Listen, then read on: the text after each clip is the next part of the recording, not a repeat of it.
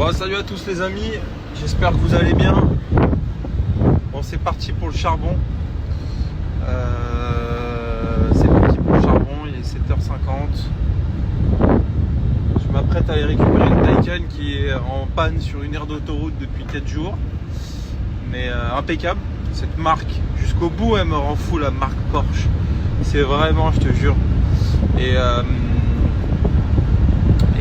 bon bah ouais, suite à ma story d'hier, hein, c'est un film hein, les amis, je vous jure c'est un film. Donc je vais y aller lundi parce que samedi les mecs bossent pas, il n'y a pas l'atelier là chez Porsche à Orléans. Mais lundi je vais y aller et puis bon bah voilà, hein, j'ai un dossier de ouf parce que j'ai des abonnés qui bossent chez Porsche qui m'ont envoyé les barèmes, les temps barrémés en fait selon les interventions. Bref, il y a toute la facture elle est à revoir, toute la copie est à revoir, donc faut pas se laisser faire dans la vie, vous le savez.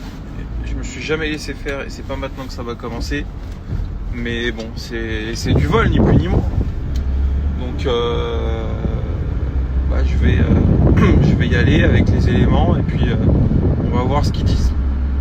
Maintenant je vous le dis hein, les amis, s'il n'y a rien qui est fait, ça va être vidéo YouTube, réel Instagram, TikTok, DGCCRF, ça va être du sale, pour une facture de merde en plus, ça représente rien pour leur chiffre annuel, enfin toi c'est vraiment, donc on va voir, écoute, mais je l'ai en travers de la gorge,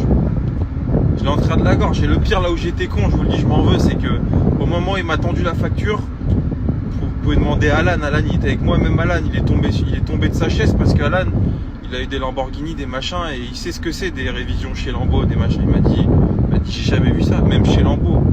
Il avait une Huracan, il m'a dit mon Huracan, c'était pas ces prix-là. Et là où j'étais con, c'est que j'aurais pas dû payer, j'aurais dû être plus attentif. J'ai regardé la facture, j'ai dit putain mais. Et le gars de l'atelier, il m'a dit ouais, je vais remonter ça à la direction parce que c'est vrai que c'est un peu cher et tout. Mais sur le moment, tu sais, ça m'a pas marqué. Enfin si, ça m'a marqué, le prix m'a marqué, mais je suis resté con en fait sur le prix, tu vois. Mais bon, non, mais lundi on va y retourner et puis on va faire du sale. Qu'est-ce que je... Voilà, on récupère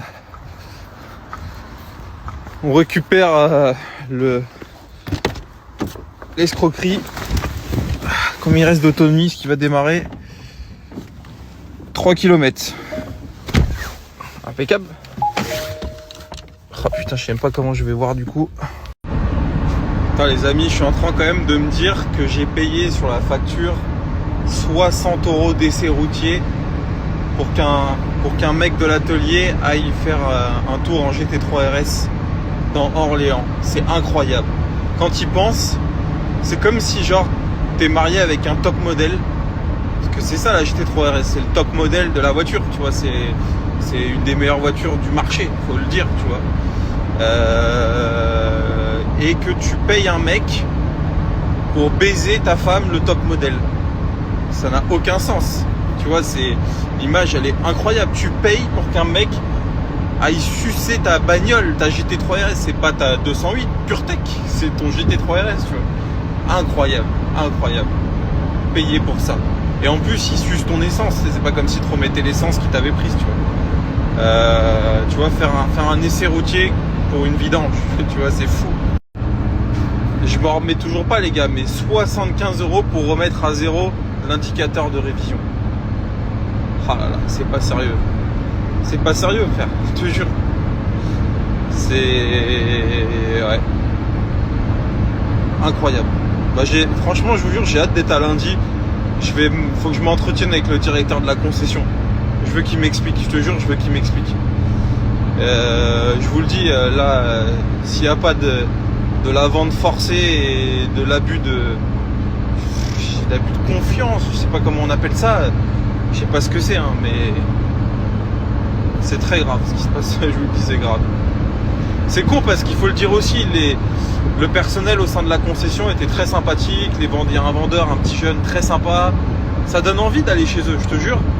J'étais à 2 doigts d'y aller pour signer un Turbo S, mais bon, bah non, ils m'auront pas comme client et d'après ce que j'ai compris, il y a beaucoup de gens qui m'ont dit qu'ils construisaient une nouvelle concession.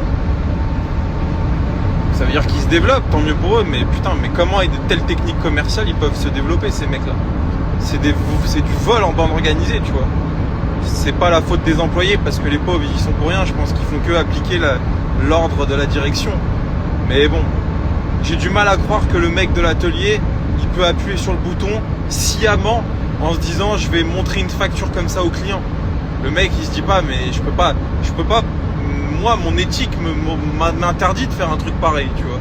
Facturer 75 € une remise à zéro. Genre, une demi-heure de main d'œuvre sur la facture, 0,40. C'est une demi-heure pour mettre à zéro le combiné d'instruments. C'est un truc de malade, c'est un truc de fou, je vous jure. On marche sur la tête. Et en plus, je vous le dis, il y a un truc que j'ai pas précisé. La plupart d'entre vous ont relevé et ont rigolé en disant lavage offert. Mais le pire dans tout ça, c'est qu'ils m'ont même pas lavé la bagnole. C'est ça le pire. Parce que je vais vous filmer la voiture quand elle est garée dans mon garage. Mais je vais vous la filmer. Je l'ai ramenée de la concession, je l'ai garée. Les tapis conducteurs dégueulasses, plein de cailloux, enfin pas nettoyés, tu vois. La voiture dégueulasse, des traces de graisse sur le capot carbone. C'est pas possible en fait, tu vois. Et rien que ça, c'est aussi un foutage de gueule. Déjà, le lavage, ça devrait même pas être précisé, le lavage offert. Ça devrait rien être écrit et la voiture, elle devrait être nettoyée, un truc de fou. On parle d'une voiture à 250 000 €, frère. C'est une voiture de riche que je ne suis pas, mais c'est une voiture de riche. Le service, il doit être irréprochable. Tu vois, c'est comme dans les boutiques de luxe. Je suis jamais allé dans des boutiques de luxe. J'ai dû rentrer une fois chez Vuitton dans ma vie. Je sais même pas comment c'est, mais je suppose que le service il est impeccable. J'ai déjà fait des grands hôtels, enfin pas régulièrement, mais je suis déjà allé dans des grands hôtels. C'est incroyable le niveau de service. Dites-vous, dans les grands hôtels, vous allez dire je vais loin dans mon propos, mais vous allez comprendre, dans les grands hôtels, tout est à l'attention du client. Je sais pas moi, quand tu reviens le soir dans ta chambre, ils t'ont mis des petits chaussons, des petits chocolats sur le lit, ils t'ont fait ton lit, c'est un truc de fou. Ils t'ont mis ta chaîne de télé, t'as un niveau d'attention qui est élevé, tu vois. Et là, frérot, t'as les grosses traces de doigts de José le mécanicien sur mon capot carbone pack Veissar, frérot. J'ai rien contre José le mécanicien, parce qu'en vrai, je respecte José le mécanicien, mais il y a un truc quand même qui est pas sérieux là-dedans. Imaginez le mec qui s'est acheté cette bagnole, corde au cou, rêve d'une vie, j'ai 60 ans, je me suis donné du mal, je me suis endetté. Genre, c'est son rêve. Bon, moi je m'en fous, j'en ai plein des bagnoles, tu vois. Sans faire le mec, j'en ai plein. J'ai une M8 compétition, elle est au fond de mon local à Chartres, ça fait 3 mois que je m'en suis pas servi. Je m'en fous, tu vois, je suis vraiment passé ce stade-là, tu vois. Mais imaginez le mec pour qui c'est un rêve, un dream d'aller dans une concession, de faire entretenir sa voiture, et on le traite comme ça. Mais putain, mais le dégoût, le pauvre, ça te nique ton expérience client en fait. L'expérience client, c'est ce qu'il y a de plus cher.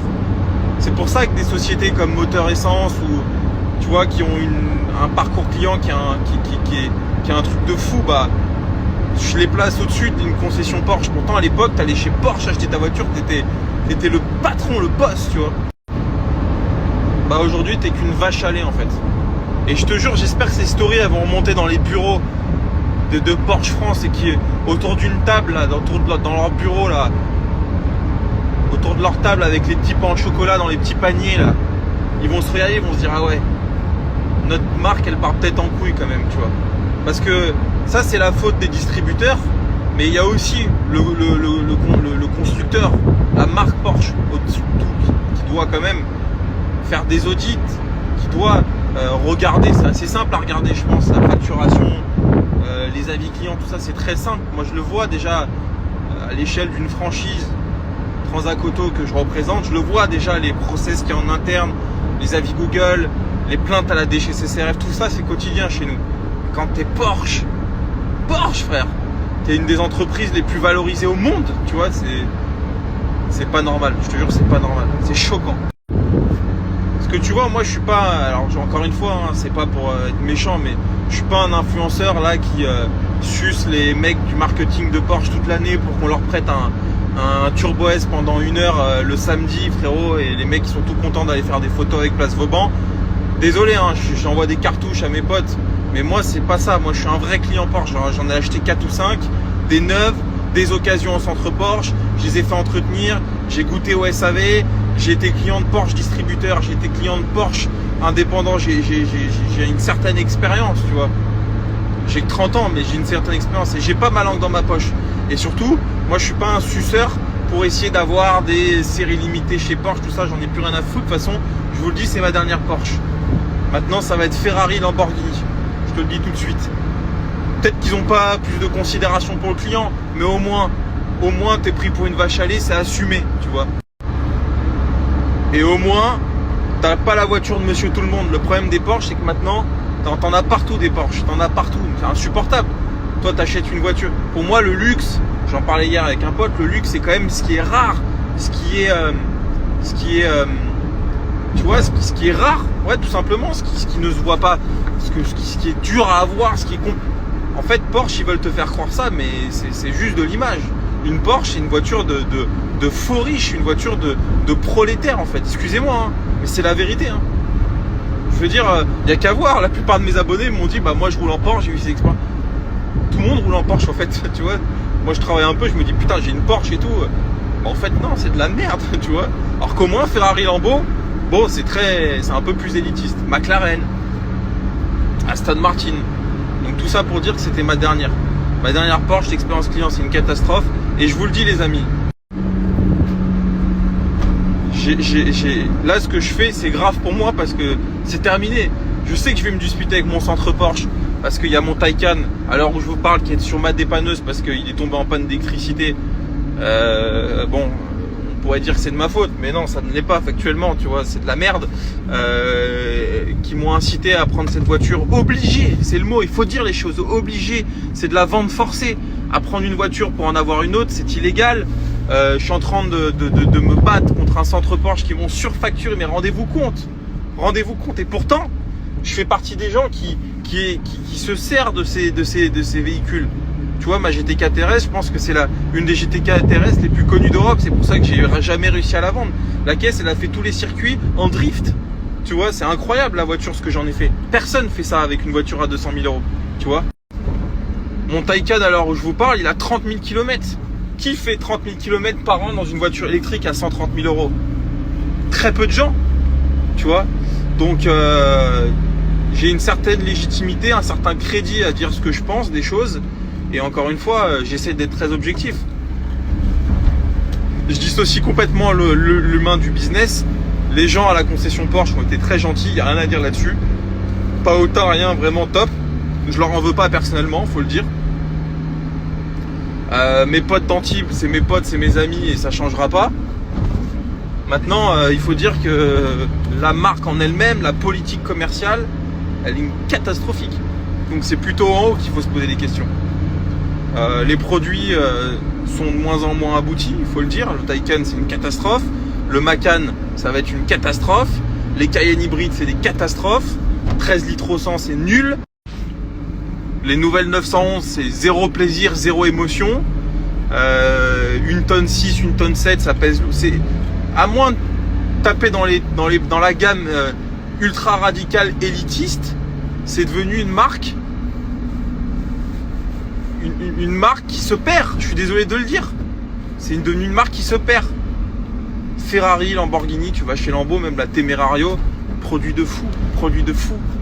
C'est bon, voilà, on pourra en parler des heures, mais vous avez le fond de ma pensée. Je voulais dire, les amis, putain, j'ai une journée de fou aujourd'hui. On a vendu 1 ou 2 voitures hier. Aujourd'hui, j'ai 3 visites, 3 livraisons. C'est du taf de ouf, mais ça va être une bonne journée, il fait beau. Donc bonne journée à tous, bon week-end à tous pour ceux qui bossent pas. Et puis voilà. Nous on travaille, on essaye en tout cas de travailler avec de l'éthique.